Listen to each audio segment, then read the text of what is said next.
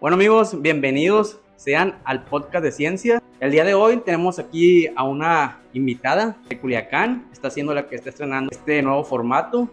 ¿Te puedes presentar? Mi nombre es Damaris Mendoza, soy de Culiacán, Sinaloa. Soy química farmacéutica bióloga y nada, pues estoy muy feliz de estar aquí. Pues gracias a ti, ¿no? Por venir aquí y aceptar mi invitación a mi podcast de ciencia. Y como lo dijo, es QFB, Soy ¿verdad? QFB. A ver, explícanos qué es un QFB para las personas que no saben. Ok, un QFB es un químico farmacéutico biólogo.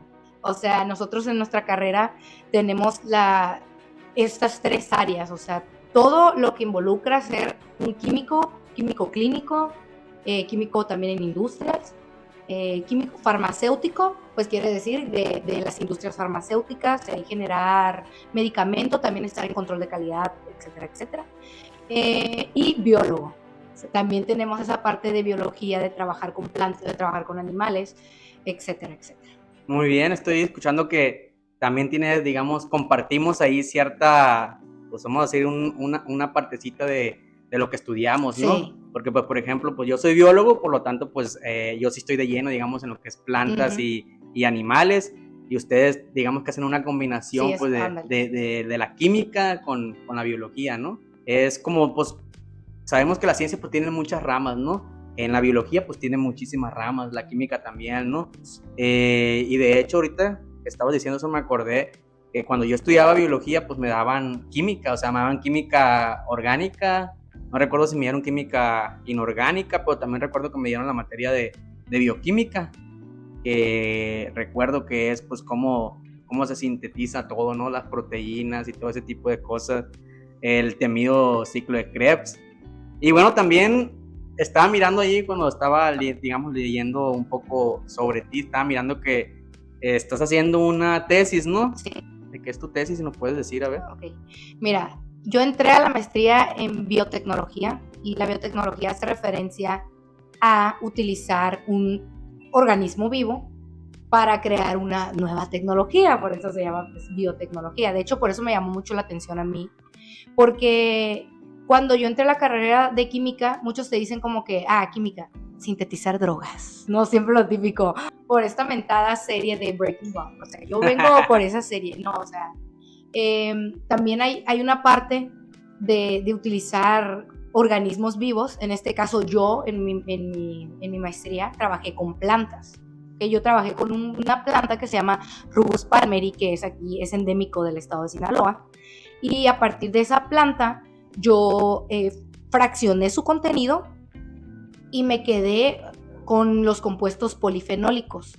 Los compuestos polifenólicos son a los que se le atribuyen las capacidades antioxidantes. Cuando te dicen que es el vino, pues, que es muy bueno para... Pues es curioso, ¿no? Como los antioxidantes funcionan, ¿no? Uh-huh. O sea, se van creando y es como ir revirtiendo, ¿no? Que sí. La oxidación, literalmente, exactamente, ¿no? Y de hecho todas las enfermedades de nuestro cuerpo es porque nos oxidamos, están relacionadas exactamente con esta actividad antioxidante. Entonces, yo lo que hice con esta planta fue que fraccioné su contenido de compuestos polifenólicos y con los que yo me quedé fueron con los taninos. ¿Ok? Los taninos, les voy a dar así contexto porque luego van a decir, ¿qué es eso? Los taninos son esa sustancia que curte la piel. ¿Okay? Cuando hacen bolsos. Sí, como la baqueta que llaman, ándale, ¿no? Todo eso, ¿ok? Entonces, esos taninos también sirven en las plantas como protectores. Por ejemplo, cuando un insecto quiere comerse una planta, la planta se pone dura para algo así. Sí, pues es un método de defensa. Ajá, es lo mismo que te hablo, esa parte de que curte la piel también, por eso la hace como más dura la piel, ¿no? Dura. Igual con las plantas. Entonces, ¿por qué los taninos sirven para esto? Bueno, los taninos sirven porque tienen en su estructura grupos hidroxilo. Los grupos hidroxilo son hidrógeno y oxígeno, nada más. ¿Okay? Entonces, esos son los responsables de la actividad antioxidante de estos compuestos y también de las plantas, ¿no? Porque también los otros compuestos, todos los compuestos polifenólicos tienen este grupo funcional. A partir de esos taninos de esta planta, yo sinteticé nanopartículas. Después de eso, hacer las nanopartículas, sintetizar las nanopartículas por esta metodología, que es una metodología nueva, pues prácticamente nueva. Se llama síntesis verde de nanopartículas. Y la neta sí, y la neta sí, o sea, hasta en la investigación, pues todo tiene que ser eco-friendly. Sí. Entonces, en lugar de utilizar reactivos químicos que puedan dañar al ambiente, pues decidimos utilizar plantas que tienen lo mismo, o sea, que tienen las mismas capacidades antioxidantes que cualquier otro agente químico. La sinteticé y fue como una sinergia, o sea, es una sinergia entre el tanino y la nanopartícula para poder tener actividad antioxidante en nuestro cuerpo y también combatir enfermedades degenerativas. Sí, sí. Un ejemplo es el cáncer. Ajá, entonces yo lo probé, mis nanopartículas, en cáncer cérvico-uterino, que el cáncer cérvico-uterino es de las principales causas de muerte en mujeres. En México y a nivel mundial también. Muy bien. No, pues es que ahorita cuando dijiste lo de la oxidación, los antioxidantes y todo eso, es curioso, ¿no? A mí siempre se me ha hecho algo bien acá, bien increíble, que a final de cuentas necesitamos oxígeno para vivir, ¿no? Sí. Pero a final de cuentas el oxígeno es el que nos mata. Tal cual. O sea, las reacciones químicas que va haciendo dentro de nosotros, o sea, nos va oxidando, nos vamos degradando, como como lo mismo que ocurre con el hierro, ¿no? O sea, el hierro lo dejas en una parte tuya, el mismo oxígeno lo va, pues, se podría decir destruyendo, ¿no? O pues degradándolo, es lo mismo que hace con los seres vivos, ¿no? Sí. O sea, a final de cuentas el oxígeno nos mata, ¿no? Pero antes que ocurra eso, pues obviamente primero ocurren diferentes enfermedades, ¿no? Como dijiste, enfermedades degenerativas, sí. como el cáncer, ¿no? Que es, digamos, una de las enfermedades pues más letales, porque es una de las enfermedades que llevan más personas a la muerte, ¿no? Aquí y en todo el mundo, es así, es en todo el mundo, ¿no? Otra cosa que mencionaste ahí que me dio curiosidad, pues lo de Breaking Bad, ¿no? Sí. Que la verdad sí es muy buena serie esa, ¿no? De hecho yo la tengo en mi top 1 de todas las series que he mirado, la verdad. Si no la han visto, se las recomiendo, ¿no? Y pues habla sobre un profesor de química. Ajá. Un profesor de química que con sus conocimientos de química se dedica a empezar a trabajar a la mafia haciendo pues, drogas, ¿no? Drogas sintéticas. Lo curioso que en Estados Unidos lo miran como ciencia ficción, ¿no? Pero aquí es muy real. Desafortunadamente aquí en México eso sí pues, suele pasar, ¿no? Sí. Siempre involucran a los químicos con los narcolaboratorios, ¿no? Inmediatamente, así como que, estás estudiando química, vas a trabajar en un cártel, ¿no? O con la mafia, algo así. ¿Y sabes hacer drogas? O sea, siempre es la pregunta, la típica pregunta. Sí, o la pregunta de que pues, sabes hacer droga inmediatamente, como dijo aquí la compañera, ella lo debe haber pasado por experiencia, ¿no? Te digo que a mí, siendo biólogo, me tocaron preguntas como esa, sí. Pues, o sea, porque porque también está relacionado, pues. Sí, así como que, vas a ser científico, entonces, vas a trabajar en un laboratorio y vas a ganar mucho dinero, pues, inmediatamente, ¿no? Y como te digo, en Estados Unidos lo miran como si fuera una serie, como una serie, pero pues, lamentablemente aquí en México no es así. Aquí en México sí suele pasar eso, más en nuestro estado, ¿no?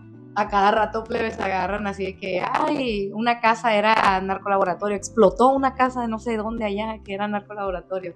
Sí, y luego también pues, o sea, al estar haciendo ese tipo de drogas, pues hacen muchas reacciones químicas que son muy peligrosas, ¿no? Sí, luego sin supervisión. Y otra cosa muy curiosa que mencionas, sí está relacionado con los químicos, ¿verdad? Pero normalmente los que más hacen esas cosas son personas que no saben. Alguien les enseñó. Sí, pues, y le llaman los mentados cocineros. Les dicen los cocineros, o sea, alguien te enseña a hacerte que mezcla esto con esto y te dan la receta y tú lo haces, imagínate. O sea, si no eres químico, si no sabes qué está pasando. No sabes qué estás oliendo, no sabes con qué estás en contacto. Y de hecho, las personas también a veces pues se van a la sierra a trabajar también de eso. Y siempre regresan y dicen que bien enfermos, pues por todos los solventes exactamente, que huelen, pues como son personas que no saben en sí lo que son los materiales con los que están tratando. O cómo se debe tratar ese material. O es como, por ejemplo, aquí en la química, eso siempre se me ha hecho muy bien impresionante, ¿no? Como un material, en este caso un elemento, un compuesto, estando por sí solo, digamos en su forma de compuesto o en esta forma de elemento, es inofensivo, ¿no? Pero muchas veces cuando lo combinas con otro elemento, pues se ocasionan fuertes reacciones químicas, ¿no? Sí. O que también hay casos al revés. Estaba mirando yo un meme, por ejemplo, donde estaba el sodio, ¿verdad? Na, y creo que era el cloro, ¿no? Uh-huh. Que cuando están separados, para el cuerpo humano son dañinos, ¿no? Sí. Pero cuando se combinan, se transforman en la sal de cocina, ¿no? Que es, pues no vamos a decir inofensiva porque sí nos hace daño, ¿no? Pero pues la consumimos como si nada, ¿no? O sea, en nuestros alimentos. Sí. Pero separados son más peligrosos. Ya juntos se le quita. Pues es que eso, ya juntos, ¿no? Ya van a tener otra propiedad. Y así es como pasa. Me imagino que esa gente que no son químicos, creen que tanto, a lo mejor cuando los materiales o los elementos esos están separados, no son tan agresivos. Pero cuando empiezan a hacer toda esta mezcla, cuando empiezan a cocinar, es cuando empieza pues, a soltar gases que son sumamente tóxicos, ¿no? Incluso, como te digo, hacer una reacción de una explosión, ¿no? Uh-huh. O sea, que pasa muy seguido aquí. Cuando explota una casa, ¿no? Ahorita me estaba acordando que cuando yo estudiaba ahí, cuando iba en la carrera de biología, ahí, si alguien recuerda que iba ahí en mi generación, aquí en la UAS, aquí en la carrera de biología, aquí en la UAS, una vez explotó un laboratorio, ¿no? Sí. De hecho, hace poco explotó un laboratorio ahí en la Escuela de Química. ¿También? Sí, neta, yo creo que hace un mes. Hablando sobre eso y hablando de cómo debes de tratar el laboratorio, yo siempre he dicho, la parte más difícil sí es ya estar experimentando, porque la parte teórica, que te vengan y te cuenten tus maestros que pasa esto, que pasa el otro, no aprendes así como tal, ¿no? Es parte de, pero no aprendes como tal hasta que lo ves en el laboratorio. Y yo siempre les he dicho, yo soy maestra, a mis alumnos les digo, no hay que tenerle miedo a la experimentación, pero sí hay que tenerle respeto, ¿sabes? Porque no sabes, un descuido así, el más mínimo descuido, puede ocasionar algo así. Sí. Pues como te digo, pues vuelvo a retomar lo que te estaba diciendo, de estas personas que de perdida tus alumnos pues tienen a un tutor, que está ahí, pues, pero muchas veces a lo mejor estas personas, estos cocineros lo quieren hacer por ellos mismos, ¿no? Sin tener al químico experto ahí, ¿no? Otra cosa parecida ahí a lo que pasa aquí mucho con muchos científicos, bueno, para dejar de lado los que se van a pues, hacer eso de los narcolaboratorios, desafortunadamente, hay otros, me imagino también, pero que se van de aquí, ¿no? De México. Sí. Se van, pero para otros países, ¿no? La llamada esta fuga de cerebros, ¿no? Uh-huh. Que imagino pasa mucho aquí, pasa con los investigadores, porque aquí recordemos que, por ejemplo, hay personas que relacionan términos científicos, como cuando la persona, o sea, el que está estudiando la ciencia, ya es investigador, ¿no? Uh-huh. Pero hay otras personas, incluso en la RAE. En la RAE, por ejemplo, hasta yo soy un científico. O sea, yo como biólogo, sin que sea investigador, uh-huh, soy científico, ¿verdad? Porque si tú pones biólogo en la RAE, te va a decir, es un científico encargado del estudio de las plantas y así, pero no soy investigador, ¿no? Pero eso pasa mucho aquí más que nada con los académicos, ¿no? Con los académicos que ellos para que te consideren como un científico deben de ser así como tú, ¿no? Deben de estar haciendo una investigación. ¿No? Y lo que pasa aquí es que muchos investigadores pues no reciben buenos apoyos, ¿no? De aquí de parte del país. Sí, de hecho, ese es un tema que me gusta mucho tocarlo y me gusta hablar de eso y quiero que llegue a más personas, ¿no?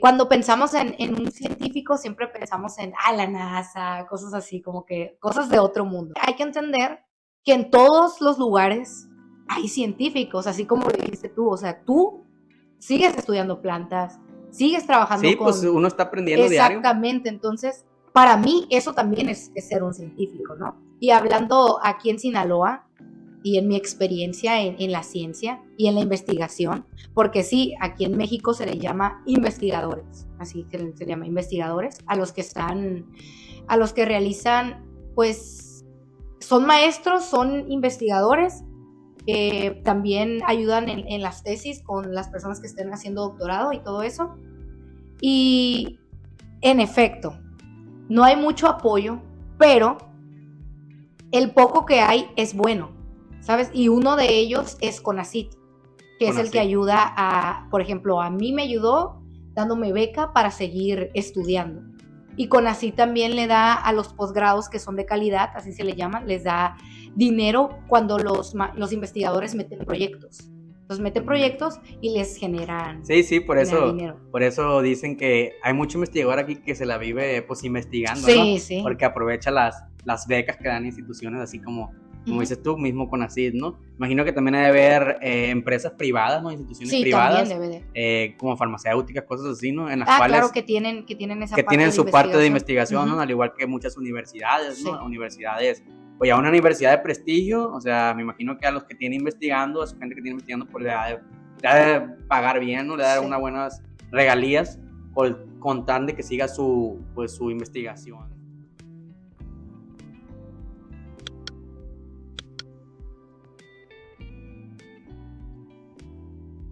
Otra cosa que también podemos hacer nosotros los científicos, aparte de la investigación, pues es trabajar en otro tipo de cosas, ¿no? Por ejemplo, estabas mencionando también así, ahorita mencionaste lo de ser profesor, ¿no? También, ¿no? Sí. Que desafortunadamente a mí se me hace bien curioso porque muchos académicos discriminan, digamos, cuando un profesionista así de la ciencia como nosotros se hace profesor, ¿no? Sí, luego te dicen, ay maestra, que no seas muy inteligente, ¿por qué estás dando clases aquí? Ya ves que siempre bueno, a mí me tocó que en mi generación de QFB les decían eso a los maestros. Ay, si es tan inteligente, ¿qué está haciendo aquí? O sea, pues es que aquí en Sinaloa pues también hay investigación, también hay trabajos apropiados para eso. Y como dices tú, o sea, yo digo en mi perspectiva que el trabajo de un maestro es un trabajo muy noble y es un trabajo muy bonito. No cualquiera te va a compartir su conocimiento y eso para mí habla de mucha humildad. Sí, de hecho sí. Recordemos que el trabajo pues de profesor pues es el trabajo más importante porque es la única profesión que se encarga de formar profesiones. Exactamente, ¿no? O sea, gracias a un profesor estamos aquí y a veces no nos damos cuenta de eso y como las hacemos así como sí, que pues lo menosprecian, pero no todos, ¿no? Pues no todos, pero pues sí hay como ese estereotipo, vamos a decir, ¿no? De ese tipo de discriminación. También pasa mucho aquí, por ejemplo, ahorita con las personas que estudiamos ciencia y que estamos haciendo este tipo de cosas, ¿no? Como la divulgación científica, ¿no? Que la divulgación científica pues se encarga de esto, ¿no? De enseñar ciencia a personas que no están relacionadas a las ciencias, ¿no? También es muy mal vista y muy discriminada por los académicos, ¿no? Sí. Así de que pues que nosotros que nomás hablamos, que nomás hacemos como memes con la ciencia o que somos muy berberos, ¿no? Mucha sal y pimienta, pero pues eso se trata la divulgación científica, pues o sea, tú tienes que ser sensacionalista, como lo dijo Carl Sagan, el padre de la divulgación científica, se le podría considerar porque él tuvo un programa llamado Cosmos que en los años 70, 80 salía en televisión abierta, ¿no? O sea, antes que existiera los programas de Discovery Channel, los programas de History Channel, Carl Sagan ya tenía un programa que hablaba de ciencias, ¿no? En su mayoría, pues, de astronomía, pero también hablaba de todas ciencias, ¿no? Y, pues, él dijo que para poder atraer personas que no estén relacionadas a la ciencia, tienes que hablarles de una manera impactante. O sea, de una manera impactante, de una manera sensacionalista, ¿no? Así como, por ejemplo, lo que se estaba estudiando ahorita hace poco, en el colisionador de hadrones o el colisionador de partículas, le llamaban la partícula de Dios, ¿no? O sea, en los medios le dieron un nombre así, ¿no? Un nombre para que digan la partícula, sí, o sea, la partícula de Dios. Toda la gente pues, voltearon a verlo, ¿no? Entonces, eso es algo con lo que juegan los divulgadores, ¿no? Los canales de divulgación científica que son los que se encargan de hacer eso y las personas que son divulgadores también lo tienen que hacer, ¿no? Porque es muy difícil hablarle a una persona que no esté relacionada, digamos, con ciencia, con puros tecnicismos, ¿no? O sea, la persona, pues, inmediatamente no va a entender y se va a cerrar. O sea, no va a entender, se va a cerrar. Es que está muy difícil, no sé, no entiendo nada. Exacto. Si ya de por sí, como te puedo decir, el nicho de la ciencia, pues, es muy poca audiencia la que hay, ¿no? Como para encerrarnos nomás en nosotros, pues no. Hay que buscar la manera siempre de llegar a personas que no estén relacionadas con nosotros. A lo mejor decir los tecnicismos, pero con palabras más coloquiales, con palabras más comunes, dar ejemplos más entendibles. Dar ejemplos entendibles, ¿no? Pues esto es para esto y así, no explicarle todo digamos, las fórmulas y todo ese tipo de cosas, ¿no? Yo doy clases en una secundaria y doy, pues, clases de ciencias, ¿no? Y es muy difícil, pues, enseñar temas, se podría decir, complejos a jóvenes, ¿no? Que, pues, apenas tienen un desarrollo intelectual no tan grande todavía, ¿no? Pues, están en eso, sí, 12 años, 13 años, y tratarles de enseñar, por ejemplo, la teoría de la evolución a cómo es, está muy difícil, ¿no? Sí, por eso tú miras los libros de secundaria y los manuales, ya de cuenta que es divulgación científica. De hecho, porque tiene que ser. enseñan todo, pero de una forma facilita, ¿verdad? Sí. O sea, de una forma en el que el estudiante, como te digo, 12 años, 13 años, pueda comprender temas complejos. A lo mejor, cuando va creciendo, si hay algo, digamos, algo que le llamó la atención desde joven, ya se va, sí, ya se va a ir por ese camino, ¿no? Tocando eso, pues te quiero preguntar a ti, ¿cómo fue que llegaste a tenerle ese amor a la ciencia, aquí a la química? A mí me gusta yo siempre he dicho que soy como una persona multidisciplinaria, a mí me gustan muchas cosas, muchas disciplinas, el deporte, me gusta mucho el arte, y en su tiempo yo decía, no, es que yo voy a estudiar algo relacionado con arte y así. Y cuando yo de una dije, no, ¿sabes qué? O sea, yo quiero ser química, y lo dije porque él ya fue, Junior ya fue a un podcast conmigo, y ya se lo dije a él, que yo creo que fue por un trauma que tuve, que me dijeron que no era inteligente. Entonces, cuando me dicen eso, yo empiezo a como agarrarle amor más a la ciencia, a leer, etcétera, etcétera. Yo iba como en la primaria, yo creo. Y justo en esas materias me iba súper bien, o sea, yo decía, ¡ay, qué fácil! Pero más las materias que eran relacionadas con biología y química. Pero las materias así de matemáticas, ahí sí ya no. Pero ya cuando entré a la prepa, hubo una maestra que era muy buena maestra, ¿verdad? Mis respetos, que daba muy buenas clases. O sea, te hacía ver las cosas que para otros son difíciles, que te dicen, ay, no, yo ya no quiero saber nada, que en ese entonces mirábamos la química del carbono, pero de la más fácil, o sea, sí, pues, al que no, o sea, aquí no se alcanza, o sea, sí. Me imagino que la maestra hubiera sido una muy buena divulgadora científica. Sí, ándale, y de hecho ella nos hacía ver las cosas súper fáciles y así, y yo decía, ay no, yo me sentía súper inteligente haciendo todas las cosas y decía, ay no, yo quiero esto. Entonces le empecé a agarrar amor y fue cuando ya entré a la carrera de QFB. Y la neta, aún así, cuando yo entré en la carrera de QFB, no le tenía el amor que le tengo ahorita que ya salí. Yo, conforme fui entendiendo la química, conforme fui viendo el amplio mundo que había de posibilidades para poder trabajar en muchas partes, fue cuando yo dije, no manches, yo quiero esto.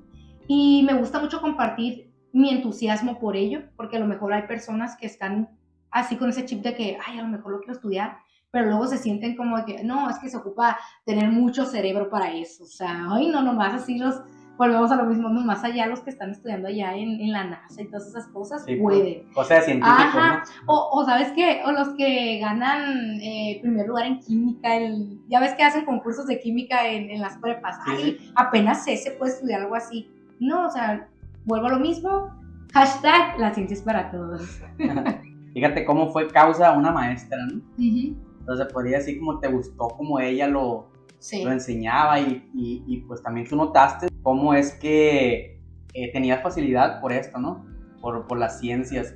Y ahorita que comentaste, fíjate, también me pasó algo así parecido, de que cuando estudiaba biología, o sea, también por la edad, ¿no? O sea, yo estudiaba biología y pues cuando tenía mis 18, 19 años, pues me valía, ¿no? O sea, sí estudiaba, pero como que no, o sea, ahorita digo, ojalá los profes esos que me daban fulanita materia, por ejemplo, cuando los hubiera aprovechado. Sí, cuando me dieron ¿Qué pasó? Sí, por ejemplo, ahorita que me dieron un tema genética, otro que me daba, por ejemplo, me hablaba de hongos, de micología, pues, y yo estaba ahí, pero digamos que estaba como en un 40%, Ándale. O sea, estaba nomás ahí de la clase y los trabajos, así, ¿no? Pero, para pasar la materia. Pero ahorita ya ando buscando cursos, o sea, cursos de micología para aprender, pues. Y yo igual, o sea, yo ando queriendo seguir estudiando, o sea, sí. Pero en la licenciatura uno no aprovecha, pues es que está joven. Neta está joven y se le hace a uno todo bien fácil, pero pues échenle ganas, síganle, aunque repruebe las materias, no pasa nada.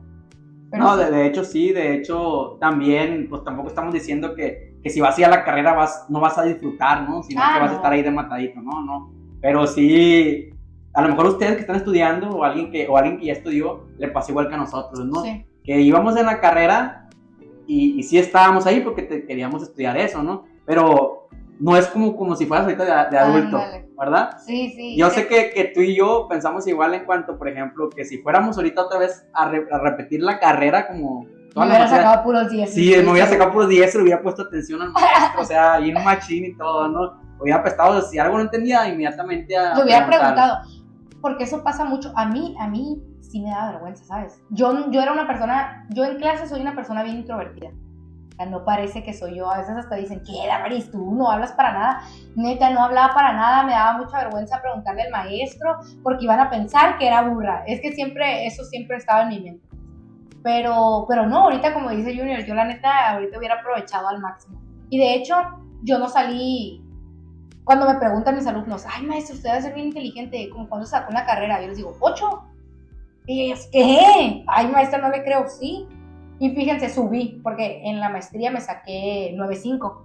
Entonces Sí, pues, digo, ya en el doctorado sí, ya me voy a sacar el 10. vamos creciendo, vamos madurando, vamos poniendo más atención, vamos siendo más responsables, ¿no? Porque ahorita que dijiste tú 8 en la carrera, yo te gané, yo salí 7.5. Ay, casi, ahí está. 7.5. Pero yo también, porque aparte de que, fíjate, te diste el ejemplo ese de que al profesor no le preguntaba por qué te da vergüenza. Yo no le preguntaba porque me daba vergüenza y porque me daba flojera. Por eso es que yo hice la carrera y cuando terminé la carrera, fíjate, cuando empecé a trabajar, yo empecé a trabajar saliendo de la carrera inmediatamente como maestro. Y una vez trabajé en un colegio y de hecho, fíjate ahorita que estás hablando de química, di materia de química en tercera de secundaria. Y ahí fue como que o sea, yo ya era biólogo, ¿no? Y empecé a dar la materia de química de secundaria y ahí cuenta que era como si fuera como un estudiante más, ¿no? O sea, los temas, yo sí estaba, digamos, relacionado con los temas, pero no los comprendía al 100% porque pues no es lo mío, ¿no? Por lo mío, fuiste aprendiendo sí, con ellos. Y me daba cuenta de muchas cosas, ¿no? Me daba cuenta, por ejemplo, de cosas que tiene la química que me sorprendían bastante, ¿no? O sea, por ejemplo, la materia, ¿no? Que no se crea ni se destruye, que solo se transforma. Como Lavoisier, o sea, probó eso ante todo el público, ¿no? Que encendía cosas y que utilizó. Primero me da cuenta que agarró, digamos, la madera o algo y le prendió fuego afuera, ¿no? Primero lo pesó antes de quemarlo. Sí. Después lo quemó y lo pesó y se dio cuenta de cómo faltaban gramos, ¿verdad? Sí. Faltaban gramos cuando juntaba toda la ceniza y ahí es cuando la gente, o sea, siempre, o sea, hay un antes de Lavoisier y un después de Lavoisier. O sea, antes, y en todos los aspectos. Antes de Lavoisier, pues toda la gente decía, no, pues que eso que falta se va para otro lado, sí. Se va para el llamado flogisto, le llamaban. Cuando Lavoisier trae su bomba de vacío, ¿no? Que era algo que era totalmente pues hermético, ¿no? Y hace el mismo procedimiento. Primero pesa lo que pesa el oxígeno que tiene dentro ya con el cristal de la bomba de vacío y realiza este experimento y se da cuenta de que ocurre la combustión dentro de su bomba de vacío. Cuando Lavoisier ya hizo esto, volvió a pesarlo y pesaba lo mismo que el comienzo. Pero lo que quedaba en la bomba de vacío era arriba quedaba el humo. Sí, pues. O sea, lo que nosotros conocemos como el humo y abajo quedaban las cenizas. Sí. Y las cenizas quedaba también una parte líquida. Normalmente las personas no se daban cuenta que cuando prendían fuego a la leña, a la madera, por ejemplo, una parte de esta madera se iba en forma de gas y otra parte se iba en forma de líquido. Lo que ellos pesaban era la pura ceniza. Era la pura ceniza, que es la parte sólida, ¿verdad? Sí. O sea, los elementos que quedan en sólido siempre. Porque hay elementos que con la temperatura se hacen vapor, ¿no? Se hacen gases, se van y otros se hacen líquido. Entonces, Lavoisier, así de sencillo, o sea, demostró que la materia no se queda ni se destruye en todo el universo. O sea, en todo el universo demostró, porque ese procedimiento tú lo puedes hacer con lo que sea. Y, o sea, a mí me sorprendió bastante ese tipo de cosas. Y luego también están las ecuaciones de balanceo, ¿no? Sí. Que la masa tiene que quedar así. Pues también aplica en eso. De hecho, yo también, ahorita que cuentas esto, yo también fui aprendiendo con los alumnos. Yo di clases en profesional ahí en el TEC de Monterrey. Y eran clases a los ingenieros químicos, ingenieros bioquímicos y así. Entonces mirábamos esa parte de balanceo, de balance químico, de balance de energía. Y obviamente utilizábamos mucho esa ley, pues. Y la ley esa de la materia, o sea, la primera ley de la química, también aplica para energía, ¿verdad? Sí. O sea, la energía no se queda ni se destruye, solo se transforma. Pues. De hecho, a mí me gusta mucho aplicar ese tipo de cosas en todo. O sea, en todo, y hablas a veces de nuestra parte emocional, ¿no? Porque hay una palabra que a mí me gusta mucho que se llama transmutación, que es justo eso. La transmutación me recuerda a Full Metal Alchemist.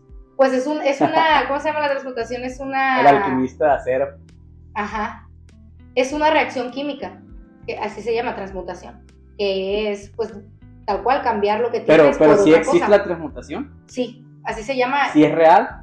Ah, ok, pero tú hablas de lo que él decía. No, pero es que para mí la transmutación es que un material cambie totalmente en otro material, ¿no? Sí, igual, o sea, la transmutación es igual, pero no va a cambiar completamente. Sí, pero pues, van a haber residuos de otras cosas, no va a cambiar al 100%. Sí, pues es más que nada una reacción química en la que sus átomos cambian, sí, pero siguen conservando de lo mismo, ¿no? Sí. Como por ejemplo cuando quemas un papel, ¿no? Una reacción química. Si tú lo miras a nivel atómico, pues es un cambio atómico, ¿no? Sí. Pero por ejemplo en la transmutación que salía en esa serie que te digo yo, ya sé la que me estás diciendo. Sí, en esa serie de anime era, por ejemplo, que tú tenías, por ejemplo, no sé, la televisión y la podías transformar, la transformabas en aves, pues así, sí, pues, sí, o sea, sí. Era una transmutación que era muy fantasiosa, ¿no? Y de hecho... ni tan fantasiosa porque... Pero tiene que ver, o sea, todo tiene que ver. No tan fantasiosa porque un tiempo los humanos la creyeron posible. O sea, también ahí en química venía sobre los alquimistas, ¿no? Que eran los químicos pues, muy antiguos, ¿no? Cuando recién se empezó pues, a usar este tipo de cosas y el ser humano empezaba a investigar, ¿no?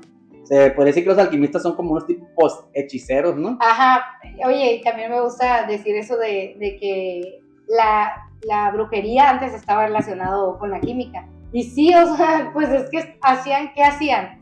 Hacían cosas con hierbas y no sé qué, o sea, todo eso que estaban haciendo era química. Entonces fue el principio o es la pseudociencia de la ciencia química. Ahora que es la química, exacto.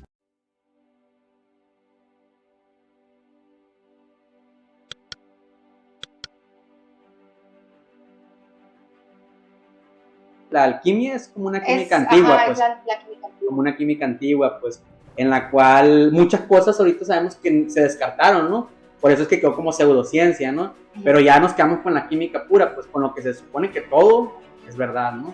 Y descartamos todo lo que no era. Como te digo, pues esa de que creían que también, por ejemplo, se podía revivir a un ser vivo, ¿no? Los alquimistas, o creían que podían formar a un ser vivo teniendo los elementos que tiene un ser vivo. O sea, es como decir, tenemos por ejemplo carbono, hidrógeno, que juntabas todos y podías hacer podías hacer un humano, por ejemplo, ¿no? Pero pues eran cosas que se fueron quitando. En el caso de las brujas utilizaban mucho en la típica imagen de la bruja, en el cliché, vamos a decir, de las brujas, que siempre utilizaban ranas, ¿no? Sí. Ranas y sapos, ¿no? Ajá. Y es porque las ranas, algunas especies de ranas y algunos sapos también, tienen sustancias en su piel que a ellos les sirven para defenderse contra sus depredadores, ¿no? Aquí tenemos un sapo. Son alucinógenos. Sí, alucinógenos. Hay mortales. Está la ranita esta que la utilizaban los mayas para cazar, ¿no? O sea, a esa ranita en su piel tiene unas toxinas muy, muy poderosas. Ellos lo usaban en sus flechas y en las cerbatanas, ¿no? Que le dabas un flechazo a un animal con la punta, con la toxina de esa ranita y el animal caía. Imagínate el nivel de toxina que tiene, ¿no? Y los alucinógenos también, por ejemplo, aquí en Sonora tenemos lo que es el Bufo alvarius, que es un sapo al cual lo utilizan algunos nativos de ahí para hacer sus rituales, ¿no? Porque él tiene sustancias alucinógenas, ¿no? La verdad no sé cómo lo harán, si lo prepararán así como se miraba en las hechiceras, ¿no? No, lo echaban. Te echaban el sapo entero a la rana, ¿no? O simplemente... Pues según yo ahí ahora se andan drogando mucho con eso, pero más los lamen y ya. Sí, los lamen, porque a final de cuentas, las ranas, sí, yo he mirado pues que las flechas ahí en documentales nomás se encajaban por ahí de la piel, o sea, no era necesario agarrar la rana y matarla, ¿no? O echarla el agua hirviendo, ¿no? Sino que solamente con lo que tiene, digamos, en su piel, la sustancia, con eso, pues. Y sí, eso me recordó mucho un capítulo de Los Simpsons también, cuando el Homero se encuentra un sapo y lo lame, ¿no? Lo lame y inmediatamente los ojos se les ponen ahí las pupilas dilatadas, ¿no? O sea, de que se activó el el alucinógeno, ¿no? Pero sí, o sea, fíjate cómo estamos hablando ya de alquimia y de hechicería, de brujería, que al final de cuentas, pues es ciencia básica. Es que yo siempre he dicho que la ciencia y la química está en todos lados, o sea, en todos lados. Donde pongas el dedo, tiene que haber una explicación científica del por qué. Es que también que todo tiene un porqué. Ajá. O sea, para eso es la ciencia sirve para encontrar los porqués. Exactamente. Esa es la finalidad de la ciencia. Por ejemplo, si estamos hablando, por ejemplo, del lado emocional, los psicólogos, la psicología es una ciencia que se encarga de todo lo que ocurre en la parte emocional del ser humano, ¿no? Si estamos hablando en la parte de la materia, todo lo que sea material, todo así, la química, ¿no? Está la química. Y si, por ejemplo, es en el caso de los seres vivos, la biología es la que tiene que buscar los por qué, ¿no? O sea, y así hay muchísimas ciencias. Y la finalidad de cada una de ellas pues, es buscar el porqué de algo. ¿Por qué ocurre esto? Y la ciencia es para eso, o sea, para poderlo desglosar y darte ahí tal porqué. Hay algo que, pues es un debate todavía, ¿no? A veces quieren como separar ese tipo de cosas, o sea, la brujería, separarla completamente de la ciencia. No, es que eso es algo mágico y la magia existe. O sea, no es magia, no simplemente es ciencia, pues. Y ahorita que están usando mucho lo de manifestar, de que hay que manifestar y yo soy luz y yo soy paz. Que por cierto, no estoy absolutamente en contra, de hecho, al contrario, es cierto. Eso de manifestar es verdad, pero ¿por qué? Todo tiene un porqué, volvemos a lo mismo, hay algo que se llama neurolingüística. Cuando tú hablas, se va a tu subconsciente y por ende pasan muchas cosas, etcétera, etcétera. Pero para todo hay explicación, no son cosas o cuestiones de magia. Y también a veces no se quieren meter mucho, creo que voy a tocar fibra sensible, a la parte de Dios, pues también, a algo que, es que hay algo más allá.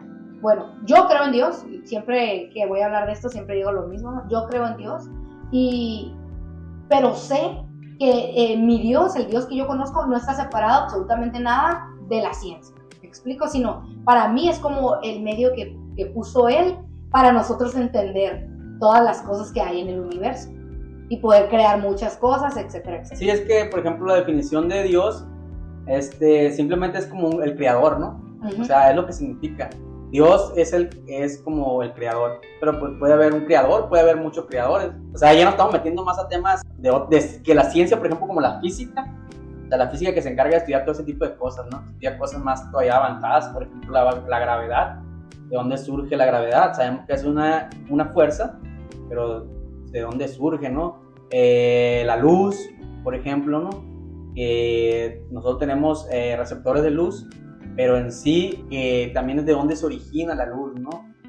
Cómo es que viaja en el espacio, el tiempo, todo ese tipo de cosas ya las estudian también las ciencias, pero como te digo, ahí ya es por el lado de los físicos, ¿no? Sí. Los físicos son los científicos encargados de encontrarle todo eso un porqué. Entonces, si estamos hablando de, por ejemplo, ya de ese tipo de cosas, pues, por ejemplo, los físicos son los que tendrían, digamos, la mejor conclusión en cuanto a un creador de un universo, ¿no? Porque, como te digo, existe un Dios, pues es un creador, ¿no? Un creador del todo. Entonces tenemos que entender el todo para poder encontrar al creador. A lo mejor más adelante espero tener a un físico, para preguntarles todo ese tipo de cosas, ¿no? Sí, porque de hecho, o sea, de la química pues ya se ha descubierto más y por eso como que entendemos un poquito más y no lo acercamos tanto a un Dios o a un creador, ¿sabes? Porque en sí, por ejemplo, en la materia es muy importante porque pues el universo está hecho de materia. Entonces los químicos estudian la materia, entonces queremos saber cómo es que se creó la materia, si existe un creador o se creó sola. O sea, está muy difícil, ¿no? Muy cañón. Y creo que esa es la pregunta, ahorita que tocaste el tema de Dios, creo que si no es esa, creo que es una de las preguntas que el hombre se ha hecho desde que empezó a razonar. ¿Quién me hizo? El creador, el creador. Creo que esa, no sé si será la más importante, porque también queremos saber... bueno, sí, porque es como la de dónde venimos. Es que se relaciona todo también, qué pasa cuando morimos. Que también se relaciona con... O sea, todo es, como te puedo decir, está relacionado, y son preguntas que están muy, muy muy densas, como Sí. dices tú, muy duras de poder responder. Que hay de haber personas que se acercan, digamos, Se acercan un a una poco. respuesta, A una ¿no? teoría, tiene una teoría de... Sí, teorías o hipótesis. Por ejemplo, Einstein se hizo muy famoso por tocar temas así, ¿no? De lo que materia y energía, que el universo, al final de cuentas, está hecho de eso. ¿Está hecho de qué? Materia, energía, tiempo, espacio. O sea, esas cosas son, pues, pero ¿quién creó esas cosas, no? Sí. Einstein se dio cuenta de que unificó todo este tipo de cosas y se dio cuenta de cómo, a final de cuentas, todo está hecho de lo mismo. O sea, todo está hecho de lo mismo, que materia y energía son igual. Lo que están buscando los físicos, ellos le llaman como buscar al creador de otra manera, pues buscar la teoría del todo. La teoría del todo, es como tener una teoría que lo explica todo. O sea, una teoría que lo explica todo. Pero está muy canijo, ¿no? Sí, o sea, sí. como te digo, personas así como Einstein, como Newton, porque han sido científicos muy grandes en la historia, han estado cerca han respondido muchas preguntas que eran preguntas de este calibre, ¿no? O sea, preguntas de ese calibre, las han respondido ellos. No sabemos si a lo mejor en algún futuro pues hay un nuevo Einstein que sea mucho mejor y va a responder, un poco sí, más. pues, y va a responder preguntas más densas todavía que las que ellos respondieron, ¿no? O sea, preguntas a un nivel de ese, ¿no? Y luego también está la parte, por ejemplo, de la filosofía, ¿no? La parte de la filosofía también, que ya entraríamos en otro campo ahí, ¿no? Ya más alejado de la física, ¿no? Que también, pues, tiene muchas cosas pues, muy densas, muy, muy locas, ¿no? Por ejemplo, lo de qué es la realidad. O sea, que la realidad está demasiado densa, ¿no? O como siempre que te dicen, la realidad tuya no es la misma realidad que la otra persona. O sea, neta, estás viendo lo mismo que yo. Lo Sí, percibimos del mismo o sea, color. Exactamente, o sea... Pero eso se sabe, ¿sabes? Que no... Por ejemplo, en el tema de psicología, hablan mucho de estas perspectivas, ¿cómo se dice? Sí. Que cada quien tiene una distinta. Una perspectiva. Una perspectiva distinta.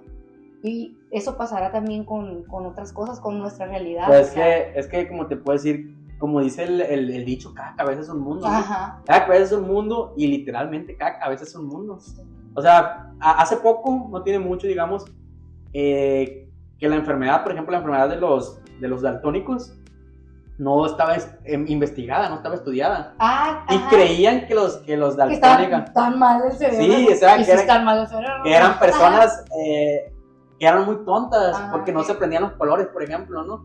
O no sabían diferenciar. O sea, Oye, pues desde ahí, o sea, yo creo que es el primer acercamiento a eso.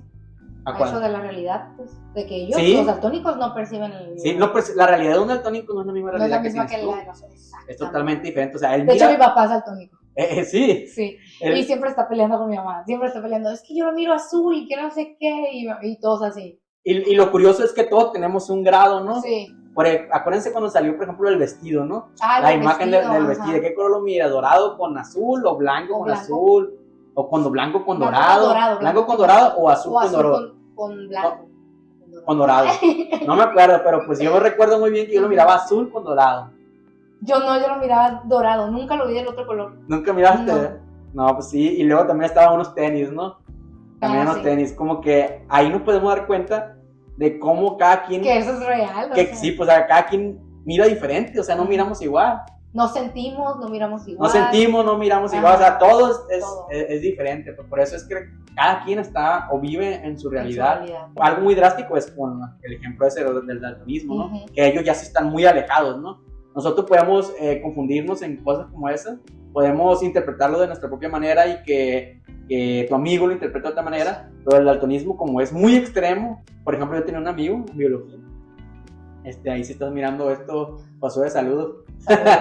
Saludos, Josué. Que él tenía daltonismo, ¿no? Tenía así como algo de daltonismo, y me acuerdo una vez que estábamos en una práctica y que escuchábamos a los pericos, o sea, los pericos hacer ruido, ya que hacen un ruidajo los loros, los pericos, y los buscamos y no los encontramos porque pues se camuflan con el color de los árboles.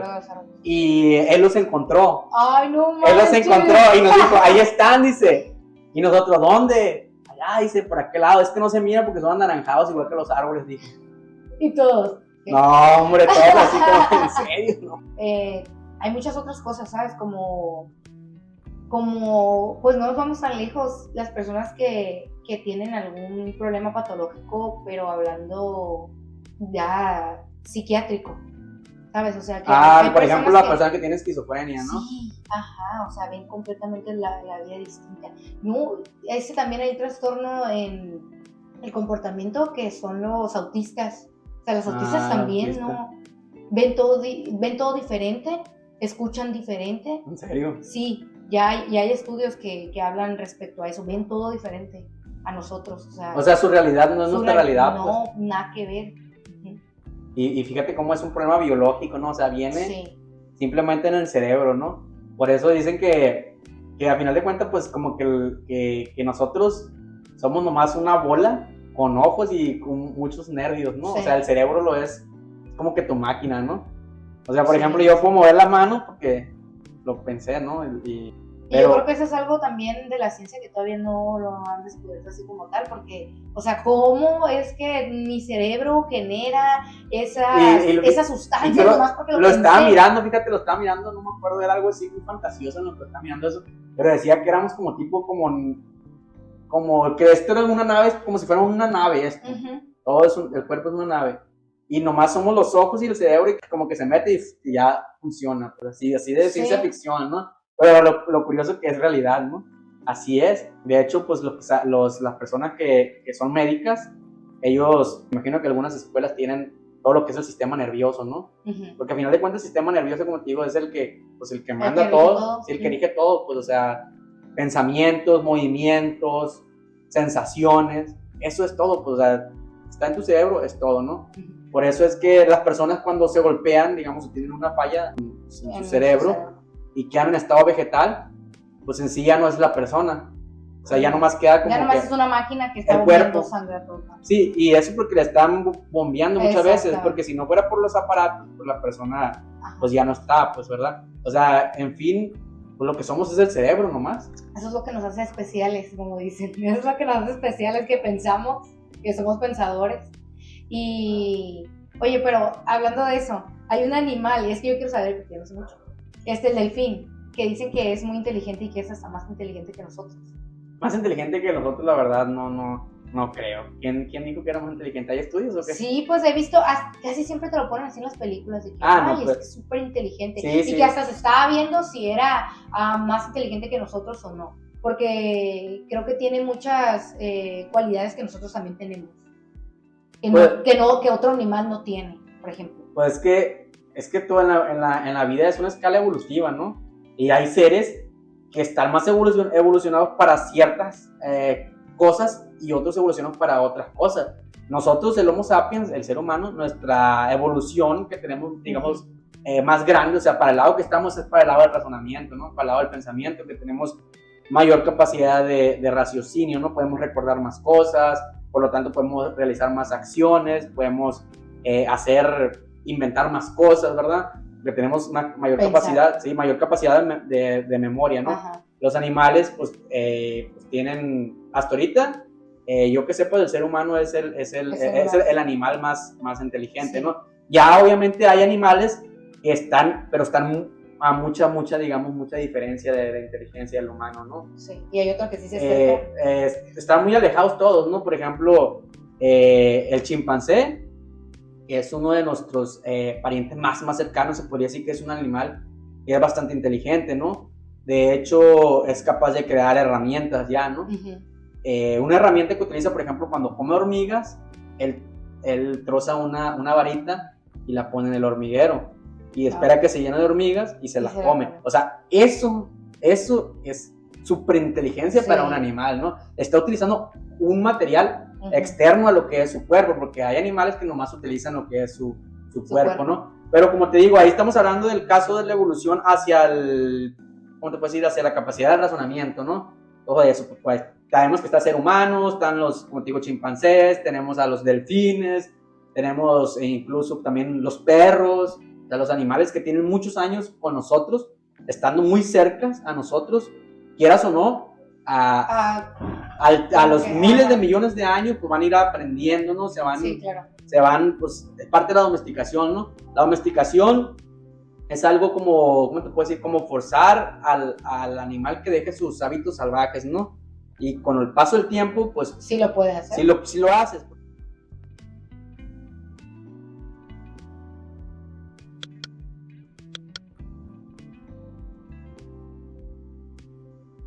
Eso se le llama selección artificial, ¿no? Cuando tú, por ejemplo, tienes fulanito perro y lo que hizo este perro es que era muy agresivo contigo, pues tú lo vas quitando, ¿no? Van teniendo cría los perros y tú vas desechando los que son agresivos o los que no te hacen caso, así pues.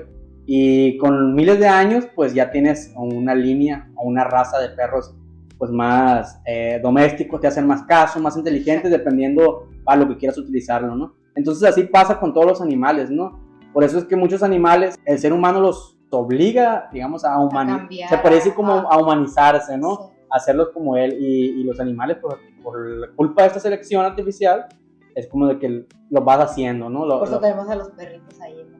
Sí, es como te digo, pues el ser humano siempre le ha gustado tener, pues, compañía de otros seres vivos, ¿no? Que es algo que viene de mucho... Sí, plantas, o sea, nosotros...